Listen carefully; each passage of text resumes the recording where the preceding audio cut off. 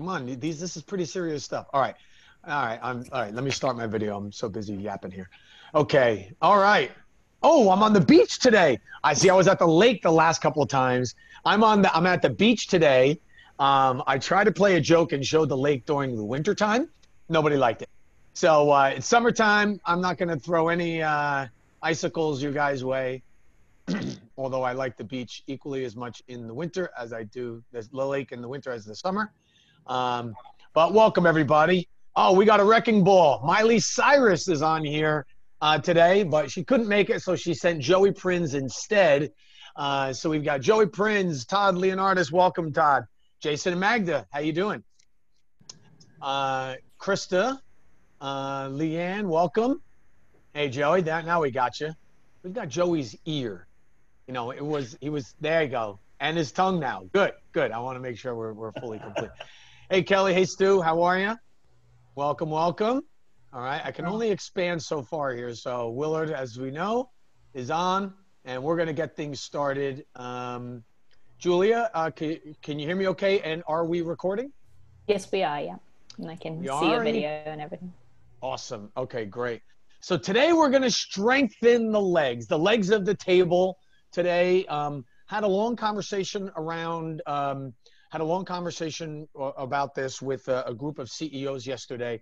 And today's going to be as much of a conversation, and I want to provoke some thought today because we sit at a pretty interesting inflection point in the pandemic, in our economies, and how that's going in our respective areas, and how that's going to be impacted. Before we start, as many of you know, we've been holding a comeback class, you know, how to turn any adversity into a crowning achievement.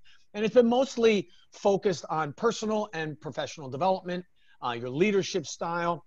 We did the third session yesterday, but as many people that were able to attend, I also got emails that trickled in between yesterday and today saying, we were out of power, so we could not attend. So we're likely to do an encore broadcast, a live broadcast of session number 3. So if any of you still want to join in, you want to jump on for even one call or multiple calls and then do the other recordings, by all means, you're welcome to do that.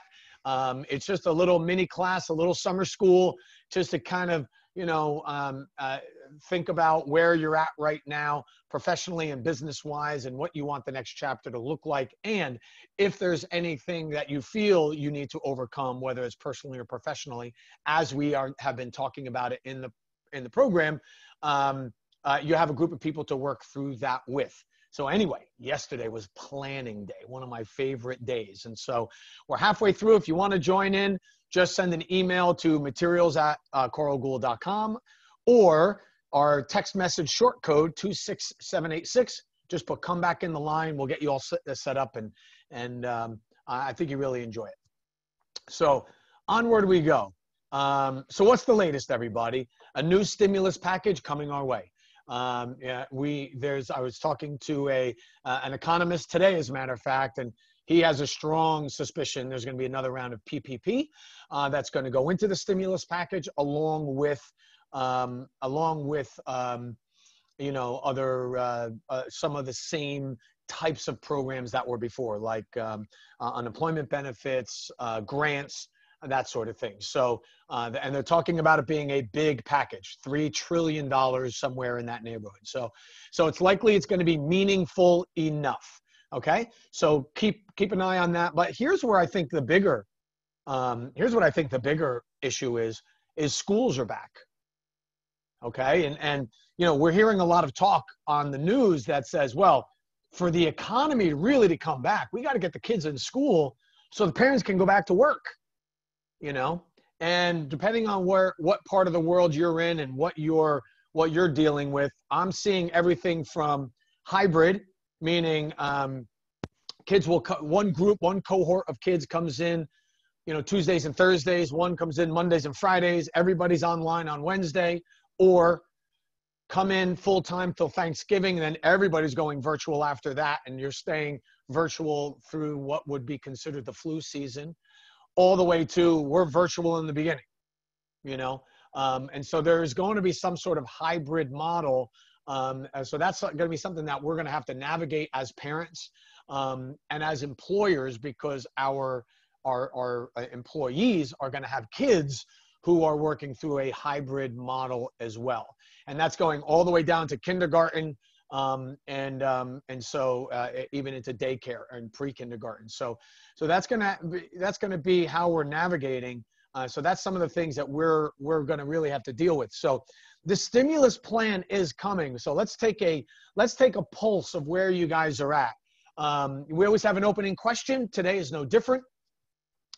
To what degree will you need the upcoming federal stimulus program funds to survive? Now, I know all of you on this line, I do understand that you will survive without it. I just needed to put a word in there. So this is to what degree. So 10 is, oh my God, I got to have it, need it now. 1 is, don't really need it, I'll get by without it. 5 is, it'll help, but we can see our way through it without, if it were not to come to fruition. So just to get a little pulse of where people are at, just type your answer into the chat box, all the way from I don't need it to yes, I really need it. Just kind of where we are as a group. If you type in your 1 through 10, there's no right or wrong answer, and it's just based on what you think would make your life easier or more palatable. So if you just enter those in, and Julia will come back to those, and all you got to do is read out the numbers, Julia. The names don't matter, but we're just going to take a pulse of where everybody's at. Cool. So here's what so you guys thought I was going to be talking about another kind of legs, right? Like, ooh, legs today. This will be nice. All right. And I got to tell you, we had photographs of Todd Leonardis's, Joey Prince's, Chris Brown's legs, but we couldn't publish. I got to tell you, it's a PG audience. I just couldn't do it. So we're going to go with these legs. Okay. So I want to look at let's look at the legs of your business we're going to look at it from 4 different areas: your business model, culture, people, and fulfillment. Okay. We're going to look at, culture, people, and functions. All right. And let's just have a conversation. If you guys can come off mute for a moment. If you have a lot of background noise, stay on mute, of course. But let's talk a little bit about where you're at. I'll do the lead in, and then let's talk a little bit about where do you feel you need to strengthen up the business. And let me set this up for a second. All right. Come down here a little bit so you can see I have my prop. So if I were to put a table with 4 legs, just like that slide, and that table had 4 legs, okay, and I were to walk up and I were to grab one leg and pull it out. Now we have a table with 3 legs under it. Upon pulling out that 4th leg, what would happen to the table? Okay, you guys might want to come off. Fall. It would fall. Would it fall right away? Not necessarily. Not necessarily, right? Right? So I pull out that leg, it might stay, depending on how things are loaded and all that sort of thing. But I haven't put any pressure on the top yet. I just pulled a leg out. So in other words, the table would probably stay in place. Might be wobbly, probably wouldn't want to sit on it. And if you had anything valuable, you're likely taking it off. But the table would likely stay in place, okay? That's like our businesses. We've got strategy, business development, operations, and we've got finance. We've got pricing, fulfillment, branding, and our positioning in the marketplace, right? And I can go on and on, right? Our experience is that at any given time, there is a missing or loose leg in any business, right? Professional sports found that out pretty quickly. All of a sudden, like with all these great TV deals and with everything going on, they said, with this pandemic, you would have thought sports leagues would have been able to go on uninterrupted just without fans. What's the big deal? They've been saying for years, if nobody even comes into the stadium, we don't actually need the fans because we've got our TV deals and we have our merchandise and we've got gaming and all that. We have all these other revenue streams. But boy, without the fans and without preparing to how to have a sanitized location, even without the fans, this shut down all professional sports. So they have a loose leg as well. Every business, every model does. There's no perfect business. So the question I'm asking today is, in these 4 examples, which of the legs of your business might need some strengthening? And we'll talk, and then we'll talk about some ideas about that, right? So now, back to the analogy. I've got the table, legs underneath it. I pull one leg out. The table's still okay. I haven't touched it. I haven't put any pressure on it, right? It's like your business. You might have a loose leg, but if there's no external pressure, no force placed on the table, no one would even know. And to all appearances, it would be fine. Sports thought they were fine. Hey, look, even if the fans can't come in, we don't need them. But all of a sudden, pressure came on from up top, and what did they find out?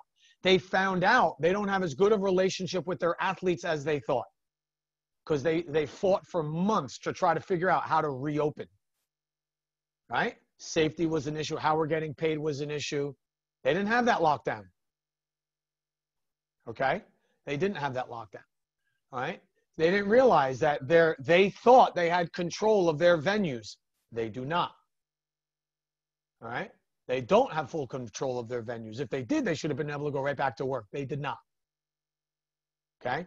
So they had some holes that they had to plug. So start thinking about, all right, COVID was the downward pressure. So whatever pressure COVID put on your table, right, it didn't take the leg out. If you had 4 really strong legs, COVID would not have impacted your business. Go talk to a supermarket. They can't hire fast enough. Go talk to Amazon. They can't hire fast enough. Okay? There are companies that, so I was talking to a new company we're going to start working with called the Drip Bar. And the Drip Bar is a compound IV vitamin cocktail that's delivered directly from a drip bag into your veins for recovery, for immunity boost, for cancer treatments, for a number of other things. Well, guess what? If you mix 3 compounds at your location, you are technically categorized as a compound pharmacy. You are COVID proof. They grew during COVID. They didn't have to shut down because it was all essential, and they're a compound pharmacy. Compound pharmacies were deemed essential countrywide. They remained open. They found the loose leg. They solidified the loose leg. Okay? We have to find out where is our loose leg and how do we tighten up that loose leg. Okay? So, so let's look at the first one. Look at your model. Where might the leg be loose? Is it in pricing? Is it in fulfillment? Is it in brand, or is it in positioning? And let me tell you how I came to define these terms. Position means, what position in the marketplace do you occupy? Are you the thought leader? Are you the most expensive? Are you middle of the road? Are you the value play? None better than the other, but just which one are you? Are you a me too? You know, Coca-Cola is the thought leader, brand leader in the soft drink market. Pepsi is a me too company, but sometimes being number 2 is a lot easier and better than being number 1. Pepsi's like, I'm happy to be that. Home Depot is the thought leader in home improvement, but Lowe's is number 2, and they're happy to be that. Let Home Depot take all the risk, do all the market research. We're just going to plop a Lowe's right in between 2 Home Depots. We're good. We take the crumbs off the table, and we are the number 2 home improvement without having to work as hard, advertise as hard. We don't do anything as hard as Home Depot does. And we just ride that wave right in. What's your position in the market? Okay? Is that solidified, and is it where it should be? Okay? So start thinking about that. And then we'll come back for discussion in a moment. Your brand. Has the brand been, is the brand in alignment, and the brand promise in alignment right now?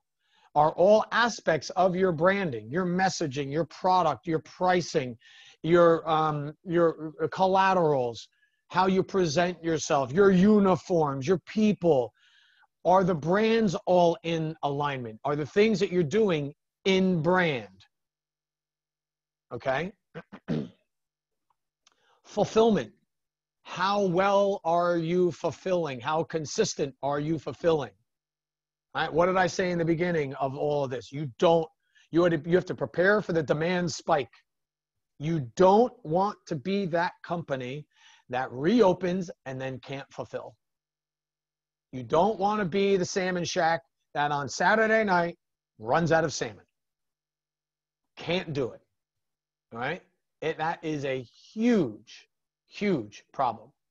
Okay. Now, with fulfillment, is it taking extraordinary longer than usual? Can you only fulfill part? Right. Amazon still has to figure this part out. As sophisticated as they are, they know that they still have to figure this part out, because they have people that go on the site and order 3 or 4 things that are coming from the same place, but they'll ship out 3 or 4 boxes. And they're like, we got to fix that. We can't be doing that. We can't have a little widget in one box and another tiny little widget in another box when they could have fit in the same box. We still have to close that gap. Okay. And then pricing. Not only are we getting the maximum pricing that we deserve, but do we have options in our pricing so people can pick and choose their path? Okay, so let's talk a little bit about business model. Obviously, there's more to it. Are we independently owned? Are we multi-location, single location, franchise, licensing, dealership model? What are we? There are other aspects to this, but so I'll go around the room if you don't mind a little bit. Of these 4, let's assume one of these could use some help. So I'll just ask you, I'll just call on you. Which of these 4 do you think you would like to I'd like to solidify that leg a little bit more? If Amazon is telling you we could pack our boxes better, then it's likely we all have something we could be working on in our business. Okay. Okay.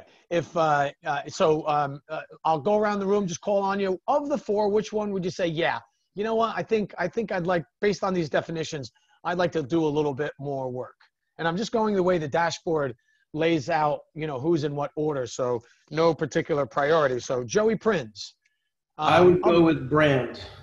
Brand. Okay. And what aspect of brand would you like to solidify a bit more? Probably either our outbound marketing or just recognition in the industry. We have the clout with customer list and services and pricing and fulfillment. It's just that we're not as well known as a lot of our competitors. Gotcha. Okay, cool. Good one. Good one. Todd, how about you? I said pricing just based on, because I feel like that would fall underneath the sales side a little bit. I think that we're not necessarily pushing out as many options to people as we probably should be. Right. And so one of the things that Kramer Industries is known for is its ability to ship anything under 1,000 pounds of material. The fastest in the industry. So maybe Todd, one thing for us to think about is, do we offer, for a slight premium, that faster service to add some perceived value to it? Makes sense. You're already getting, I remember this. I remember one of the last jobs I had is I packed boxes for UPS. And I used to unload the trucks in the beginning, and then I used to load all the trucks. I had never been to the Morristown Square, but I knew every address of every location there because I used to pack all the trucks. So I'm brand new, right out of the box, and I'm unloading the tractor trailers. And they said, anything, it's color coded. This color goes here, this color goes here, put it on that conveyor belt. So I'm unloading, and I notice all these overnight packages. And I said, don't you segment, don't the guaranteed overnight packages come in a separate truck? They said, no, it comes in the regular truck. I said, really? I said, so All the other packages, though, are coming in the overnight truck. Are you saying people are paying more for overnight, even though everything comes overnight just about? And they said, shh, quiet, shut up. You're new, shut up. And I said, why shut up? They said, yes, everything in UPS ships overnight. Everything. I'm telling you, everything ships overnight. Right? But you pay for overnight because they put a premium on overnight. But everything ships overnight. They just want a little bit of grace in case the truck's full and they got to send it out the next day. But I was the guy who unloaded trucks for a year, and they're all like, quiet, hey, easy. You want to keep your salary? You want to raise next time? Then we got to keep collecting these premium fees for overnight. But I'm telling you, it all comes overnight anyway, right? All right. Now, for all of you that don't live in New Jersey, for all the reasons you were thinking of moving back, here's the biggest reason, is they pump the gas for us. It's full serve for no extra price, right? So the second to last job I had was I worked at a Hess gas station. And one of my jobs was I used to have to accept the fuel truck, and I had to sign off on all the gallons. But what it used to say is, it used to say how many gallons of each type, 87, 89, and 93 octane, and what we paid for it. And guess what? You know what the service stations pay? The same amount, within 1 penny of all 3 grades. I said, so here's my 16-year-old curiosity. I say to Greg, the owner, hey, Greg, we get an awful lot for premium. He goes, and that's why I want you to continue to offer it. Because we pay the same for all 3 grades. We don't make anything on regular. We make all of our money on premium. They make like 20 cents a gallon on premium. All right, that's why when you pull in, you know, they all encourage you, supreme, the best, you know, they want you to take that. It's the same cost. So that's a long way of saying, you know, maybe we create the perception of extra value for that quicker service. You know, Joey, same thing. Maybe we create the perception of additional value for quicker turnaround of a video project or a marketing project. Just some food for thought. Cool. Kelly, how about you? Of the 4, what do you see? I don't know. I'm leaning towards pricing. What do you think? Yeah, well, you know, you guys have so in the hatch throwing world, guys, you might notice their competitors haven't all opened, even though they had the chance to. And what we've learned during COVID is that Stumpy's has a very significant competitive advantage in their model, in that they don't mix parties inside of the same pit, whereas all of the other hatchet throwing venues not only do that, but they built their floor plans around it. So in other words, you're too close. It's very, very hard to socially distance in a competitor's hatchet throwing facility where, you know, we'd all love to say we designed it that way before COVID, not knowing it was even coming, but the floor plan lays out in such a way that you are naturally distanced by at least 6 feet per party. So, and one of the things that has been very effective for Stumpy's has been selling the private experience. And so I'm wondering if we couldn't even offer a VIP experience now, you know, and, you know, call it, instead of it, what is it, $40 for 2 hours, maybe $50 an hour for the VIP experience or something like that. And it includes snacks and, you know, or $65 and it includes some merchandise or coupons towards or something like that, you know, something like that. So that could be. Or brand. Yeah, right on. John Mollenhauer, of the 4, which, yeah, we can hear it. Yeah, I thought probably fulfillment. Like fulfillment. It takes us sometimes too long to get to market on a new aspect of our business. Got it. Okay. And then just the follow through on, sometimes it's like a product completion. Got it. Just things in and around fulfillment, I think, is really more of our issue. Gotcha. Okay, cool. Leanne, how about you? You are on. I'm here. Yep, there you go. Hi. I'm sitting here from an HR standpoint, so I'm going to defer to Krista on that answer. Well, that's okay. Well, that's okay. What's your opinion? Of the 4, which do you think, and you just call out the word. You don't have to explain it, but of the 4, which do you think your business could likely strengthen? Probably fulfillment. Okay. As far as marketing, or All right. yeah. Very cool. Because when you're outside that responsibility, you're like the consumer. So your observations are actually very valuable. Krista, how about you? What would you say for the business you would say would be a good, one of the legs you'd like to strengthen or make even better? I was actually going to go brand for marketing. We've always been very weak in the marketing field. We've started to get out there a little bit, but we definitely need more of it. Gotcha. Cool. Mel, Mulaney, how about you? Of the four, which do you think? Maybe pricing, Carl. You know, I'm wondering whether we could do package some more of our individual services into a package so that the average consumer, if they come in for, you know, one individual service, but we offer them an attractive package, so they're ending up having 2 or 3 services in a package, you know? I like that. Well, you've done really well on the thought leadership side and the branding side. So you're already recognized as, you know, top of the range. So yeah, so not only pricing on your regular services, which I think we've addressed already, but yes, some other individual services, one-on-one. Yeah, I think that would be very worthwhile. As a matter of fact, one of the things we threw out very early on in the process was, what is our celebrity package? Yeah, exactly. What's our celebrity package? I think that's, I mean, I'm a bit hesitant about talking about pricing right now because, you know, just with COVID and hard to know economically where we're headed, and, you know, because we're fee for service, and don't take health insurance, you know, there's always that piece to that. But I think we could honestly, do a better job of selling the value of what we offer and why it's bigger and better than other places, even without the insurance piece, you know.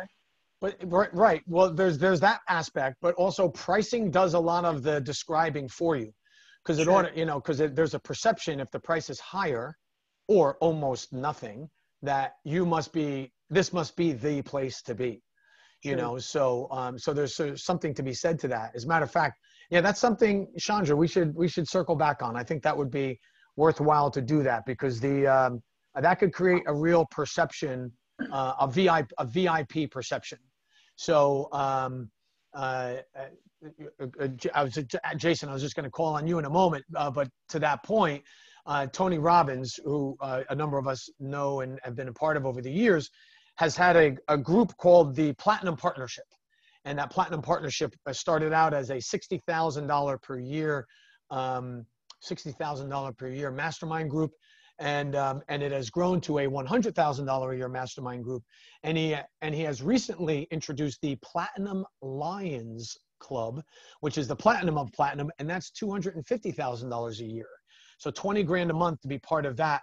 So, you know, so whenever there's the next level, it's worth exploring. And Mel, you know, given some of the collateral challenges of COVID, you know, on folks' mental health and stress and exacerbating some of their conditions, somebody might be holding off right now because they don't feel they have any place to turn. However, if you had that service, they might seek out recovery and support sooner rather than later. So interesting thing to look at. Okay, one more. So Jason, yeah, you got it. So Jason, how about you? Of these four, which one would you like to strengthen? It's similar to what you just said, Carl. I think it's fulfillment. We need new products. We need new voices to help fulfill those products. We need, you know, how desperately we need our new learning management system. We don't do as good of a job as we should. And we're certainly working to head that direction, which is really nice. Thanks to you. Yeah. Oh, thank you. Thank you. So, and I think, listen, so Jason, this whole group here has Facebook envy with you, because when I told them you had 130 some odd people show up to make coffee with you on a Saturday morning for 2 hours and talk coffee and flying. So that if the rest of this group were your coaches, they would say, yes, you need a mastermind group. You need some additional products and services, because if you can get 100 and some odd people to show up to have coffee with you on a Saturday morning, you've got a strong following that would likely respond to that. So Cool. So hang on, the rest of you. I'm going to pick on you for the next one. So it's good to share. So thanks everyone who shared so far. And for the second half of you, Michael, Kay, we'll ask on the next one. So think about the next one. So the next leg of the business is functions. Which leg of this business, and think execution for a moment, like how, what is our financial position? How well do we execute on finance? And here's where I'll ask Bill to jump in. We'll talk a little bit about the finance calendar. It applies to all four of these departments, but for sure, finance, and we just had this conversation earlier today. So finance, operations, and this could be, fulfillment was how well do we fulfill, but operations looks at the entire throughput, all the way from the time we get a lead, all the way to the time that the payment is in the bank, and we're we have a client that we've gone through the whole cycle with. Business development, think sales and marketing, and also strategy. So which of these four functions would you say, yeah, I would like to improve upon? So while you're thinking of that, Bill, why don't, if you can come off mute for a moment, we were talking this morning with our friends Joe and BJ from Hyspico about creating the finance calendar and for the accounting department. We had a full-on checklist of all of the reports that need to be generated each month and each quarter. What day of the month do they need to be completed? And what day of the month are they to be published, right? That's right. And we talked a little bit about creating a master calendar for that. So why don't we talk a little, why don't you, based on our conversation, talk a little bit about the merits of having that checklist with all responsibilities assigned and even putting the calendar together. So it's actually it's actually not that difficult. What we did with Hyspico and what they had done in some form had a calendar with which they took all of their functions in the accounting department and rolled it all up into a calendar from the first day of the month to we called it the business days of the month. But anyway, usually by the 15th, what it did was the end result, rather than get into the details, the end result was by the 15th of the month, they not only were ready to publish the financials to the shareholders, the board, the managers of the departments and whatnot, but they were also part of that. It wasn't just, hey, look, here's a balance sheet and income statement. Thank you very much. You guys figure it out. It was also in that calendar. We also put in there the reviews that had to happen and the response in the reviews. There was a high level review, there was a detailed review, and then there was a commentary by the CFO or the accountant, whoever was it. There was a commentary so to draw people's attention, draw the reader's attention to specific line items that maybe were trending in the wrong direction, were trending in a good direction. But it wasn't left up to the reader of the financials to interpret it on their own. So it was actually the goal was to make the financials actionable going forward. And we all know financials are really just a matter of history. So part of it was not only to make it actionable, but it was also to give them a look into the next couple of months at what they thought was what the accounting and finance area thought was going to happen based on the forecasts and the actuals that they've just seen in the last couple of months. And by putting those financials together each month and having a very consistent and predictable calendar, and this is why I brought up finance first, because of all of the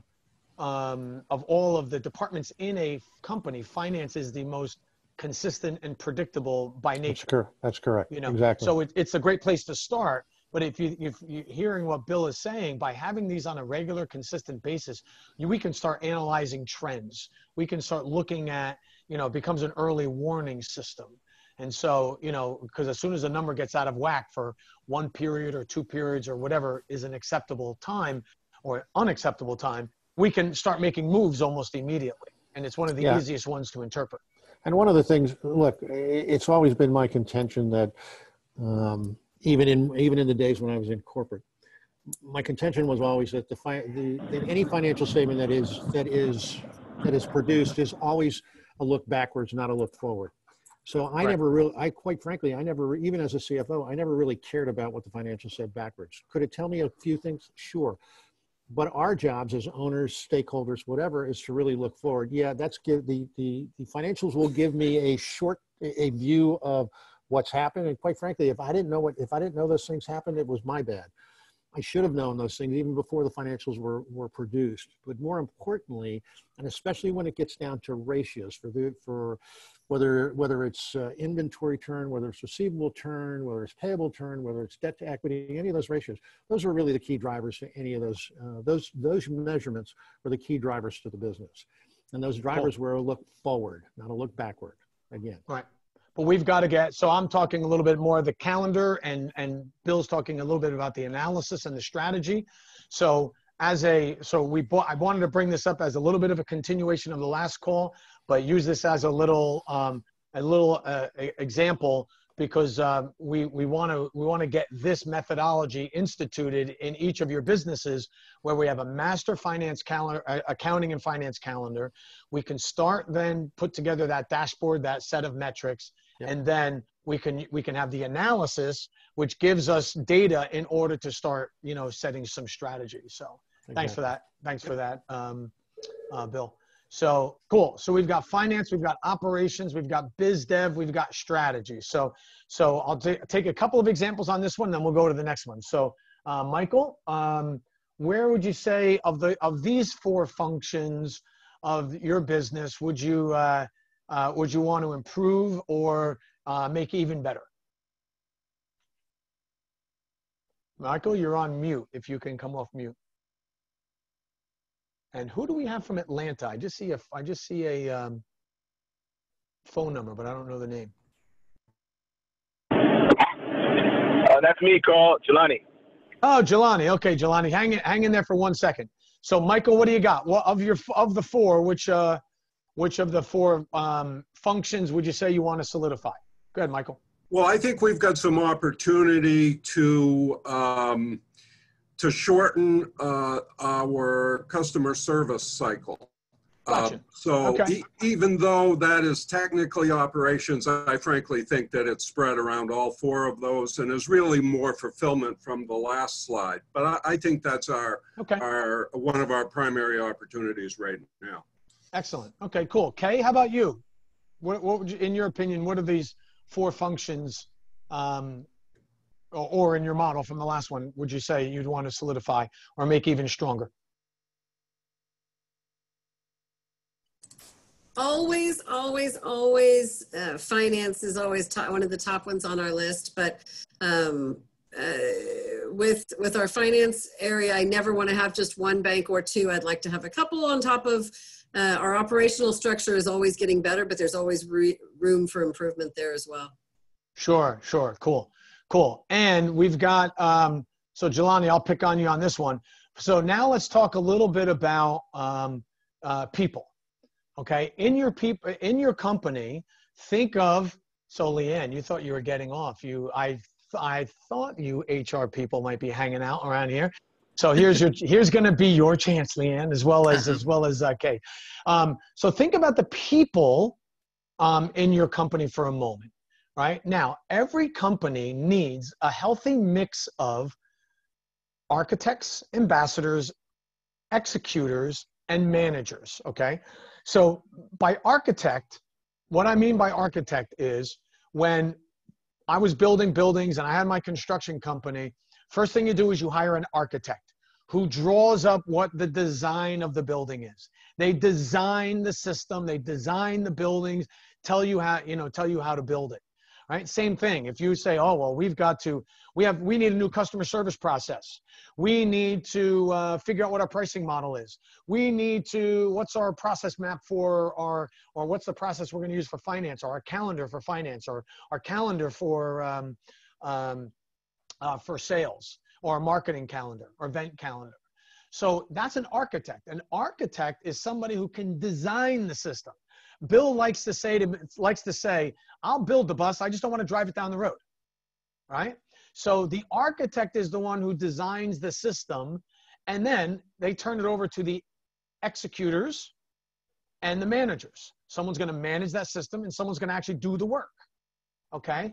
So how many architects do you feel you have in your company? Or do you feel you have enough of the architects?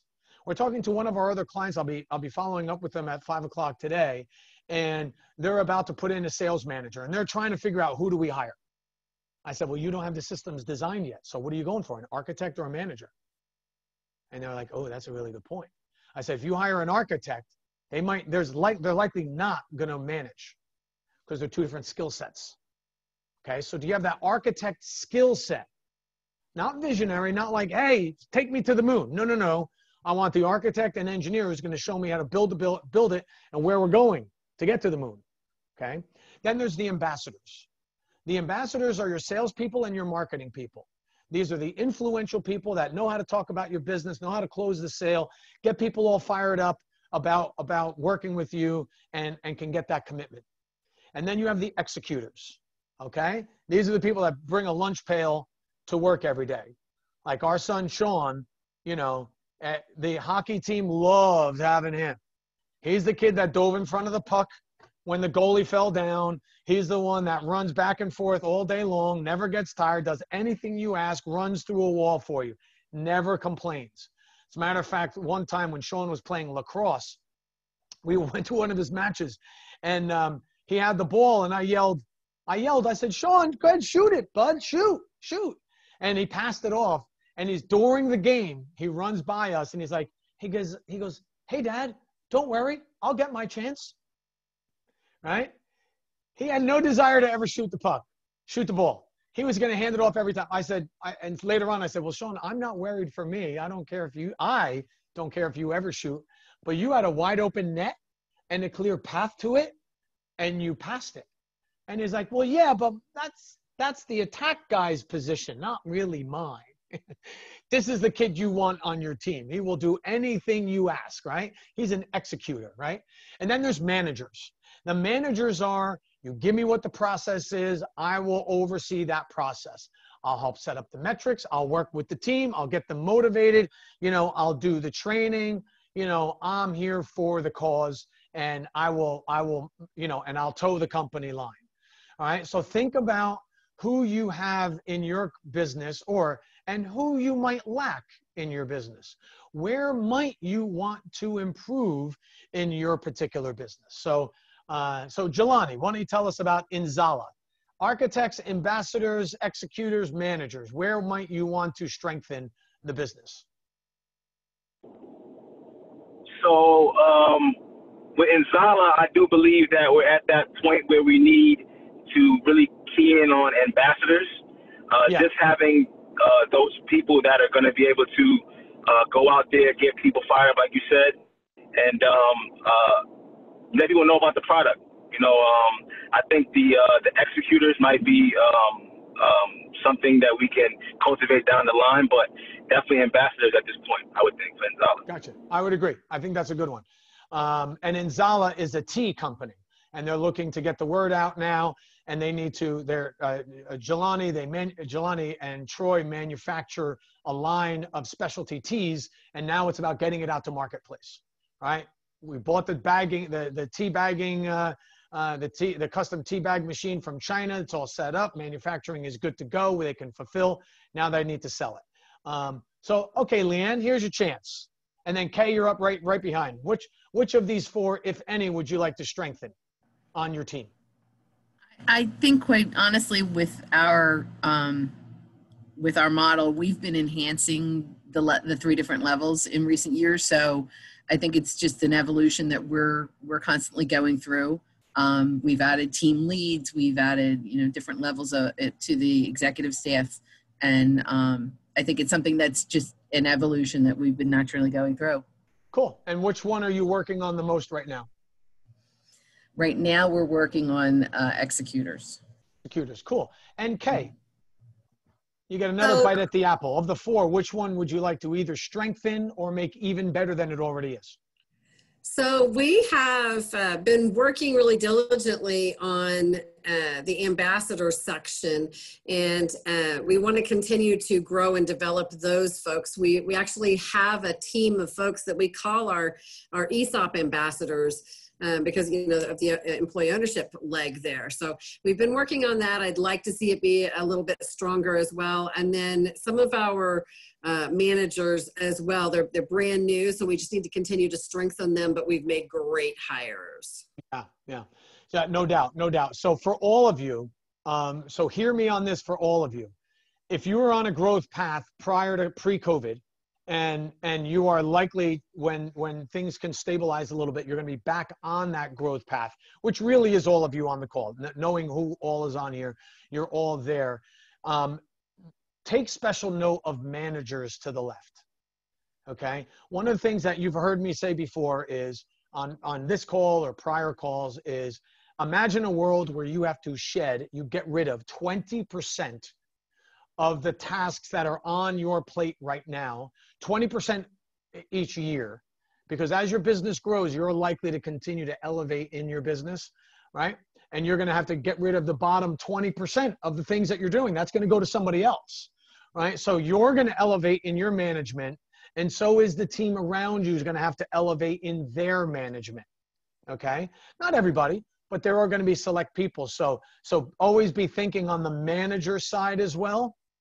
Because especially if you're going to grow from within, you know, somebody managing, you know, a company that's, you know, one size is not always the manager or ready for the business at a larger size. That's typically one of the things that trips up or slows down your growth trajectory, is when the business outgrows its management team a little bit. So that's a very common one. I'm not saying that to any one particular company, but all of you should be thinking, managers, you know, let's make sure that leg in a fast growing business, the manager leg naturally and normally gets weaker for a period of time. Okay. So just bear in mind on that one. Okay. And then the last one of this group, the legs of your business as it relates to culture. All right. Now, if I could wave my magic wand, I would set all the standards first, and then I'd have everybody in your business reapply for their jobs. You do standards first, surround it with people second. But that's not the way we live and work, right? We all met and you have a group of people, and now we have to put in culture, right? Not everybody wants that culture. Not everybody signed up for that culture. Not everybody started with you with that culture. And not everybody's excited about this whole new culture aspect. So think about this. I'll give you the definitions because some of them seem like they're similar. Alignment is simply everyone's on the same page and doesn't have to fully agree, but agrees enough and advocates the model. I might not like everything about the model, but I'm not going to go around the corner and be like, yeah, did you hear what she said? I don't hear what he said. I don't like that either. Yeah, I just kept my mouth shut in the meeting, but this is bullshit. You know, that's not alignment. Okay. So alignment is everybody is agreeable to the model and advocates the model. I got your back. You leave the room, I got your back. I don't like that part of the business, but not everybody has to like every part of the business. But we all have to advocate it. We all have to be on the same page, okay? Accountability is simply a culture where we hold each other accountable. So if I see something going on, I don't like, I'll speak up. Or if I see somebody who's not performing where they normally do, I'll pull them aside and say, hey, what's going on? You know, this is what I'm seeing recently isn't like you. Everything okay? All right. But accountability is part of the culture, right? You know, okay. So that's usually a hard one because good culture companies oftentimes struggle with accountability. You can have both, but the culture wasn't built around that. It was built around self-accountability. It wasn't around, you know, outside or external accountability from others. All right. Standards, meaning we have non-negotiables we don't violate. And I know Todd can talk about that as it relates to their core values, because that really came in handy for them this year, where they hire to. So standards means you have a set of core values and you analyze every person who comes in and you compare them. Does this person embody our core values right now enough? And in our environment, are they at least a 6 out of 10? And in our environment, would they grow to at least be an 8 out of 10? And if they're not 6 now, or they're not 8 later, we don't hire them, period. We don't do any emergency hires, okay? We don't keep customers.